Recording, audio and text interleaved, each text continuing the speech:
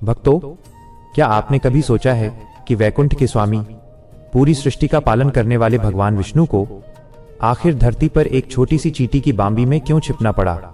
क्यों उन्हें इंसानों की तरह भूख और प्यास की पीड़ा सहनी पड़ी?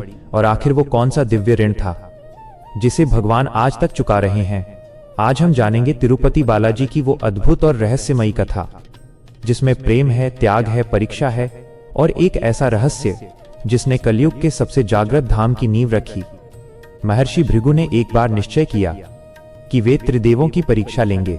सबसे पहले वे ब्रह्मा जी के पास गए, फिर भगवान शिव के पास और अंत में पहुंचे वैकुंठ धाम। उस समय भगवान विष्णु योग निद्रा में लीन थे। क्रोधित होकर महर्षि भृगु ने भगवान विष्णु के वक्षस्थल पर पैर से प्रहार कर दिया। वही स्थान जहां माता लक्ष्मी का निवास माना जाता है। लेकिन भगवान विष्णु शांत रहे। उन्होंने क्रोध नहीं किया, बल्कि विनम्रता से ऋषि के चरण पकड़ लिए और बोले, ऋषिवर, कहीं आपके चरणों को चोट तो नहीं लगी? भगवान की विनम्रता देखकर महर्षि भृगु का अहंकार टूट गया, लेकिन माता लक्ष्मी ये अपमान सह न सकी। उन्होंने क्रोधित होकर वैकुंठ छोड़ दिया और पृथ्वी लोक पर कोल्हापुर में तपस्या करने लगी। माता लक्ष्मी के जाने से वैकुंठ श्रीहीन हो गया। भगवान विष्णु भी व्याकुल हो उठे और वे मानव रूप धारण करके पृथ्वी पर अवतरित हुए। धरती पर भगवान श्रीनिवास कहलाए। वे तिरुमला की पवित्र पहाड़ियों में एक बांबी के भीतर तपस्या करने लगे। लेकिन मानव शरीर में रहने के कारण उन्हें भूख और प्यास सताने लगी। तब भगवान ब्रह्मा ने गाय का रूप लिया और भगवान शिव बछड़े के रूप में पृथ्वी पर आए। एक चोल राजा ने उस गाय को अपनी गौशाला में रख लिया, लेकिन वह दिव्य गाय रोज जंगल जाती और बांबी के ऊपर अपना सारा दूध बहा देती, ताकि भगवान श्रीनिवास की भूख मिट सके। जब ग्वाले ने यह देखा तो उसे बहुत क्रोध आया। उसने गाय पर कुल्हाड़ी से वार कर दिया, लेकिन उसी क्षण भगवान श्रीनिवास बांबी से बाहर आए और गाय को बचाने के लिए वो प्रहार अपने सिर पर सह लिया। भगवान के सिर से रक्त बहने लगा। पूरा जंगल दिव्य ऊर्जा से कांप उठा।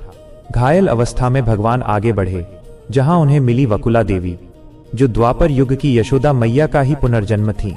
वकुला देवी ने भगवान की सेवा की, उन्हें अपने पुत्र की तरह स्नेह दिया। समय बीतता गया। एक दिन आखेट के दौरान श्रीनिवास की भेंट राजकुमारी पद्मावती से हुई। जैसे ही दोनों ने एक दूसरे को देखा, उन्हें दिव्य प्रेम का अनुभव हुआ, क्योंकि पद्मावती माता लक्ष्मी का ही अवतार थीं।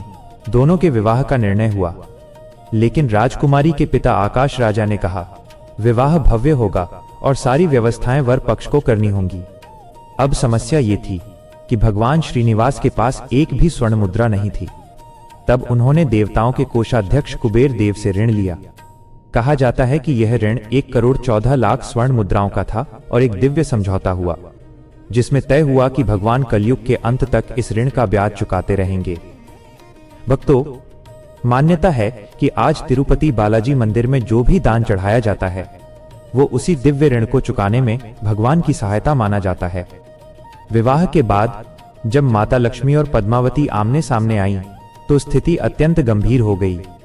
तब भगवान विष्णु ने दोनों के बीच विवाद रोकने के लिए स्वयं को शिला रूप में परिवर्तित कर लिया, ताकि वे कलयुग में सदैव अपने भक्तों के बीच विराजमान रह सकें।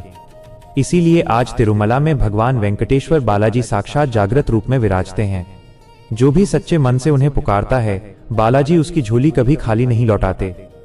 भक्तों, अगर आप भी एक बार तिरुपति बालाजी के दर्शन करना चाहते हैं, तो कमेंट में अवश्य लिखें, गोविंदा गोविंदा।